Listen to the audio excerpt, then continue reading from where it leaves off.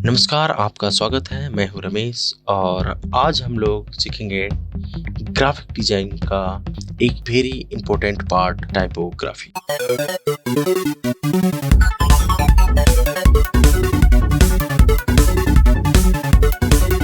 आज टाइपोग्राफी का ये पहला पार्ट है।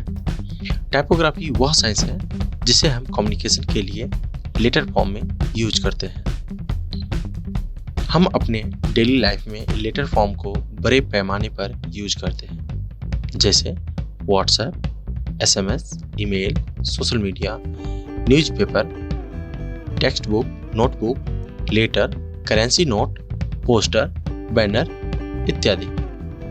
ग्राफिक डिजाइनर के लिए डिजाइनिंग प्रोजेक्ट में यूज करने के लिए एक बहुत बड़ी संख्या में डिजिटल फॉन्ट उपलब्ध है। एक डिजाइनर ध्यान से design problem, medium, target audience, productions, aspects और कॉन्टेक्स्ट को समझने के बाद फॉन्ट चूज करता है। फॉन्ट में यूनिक विशेषताएं होती है और उन्हें कम्युनिकेशन में अच्छे रिजल्ट प्राप्त करने के लिए सावधानी से चुनने और उपयोग करने की आवश्यकता होती है, जिसे रीडर आसानी से रीड कर पाए और समझ पाए।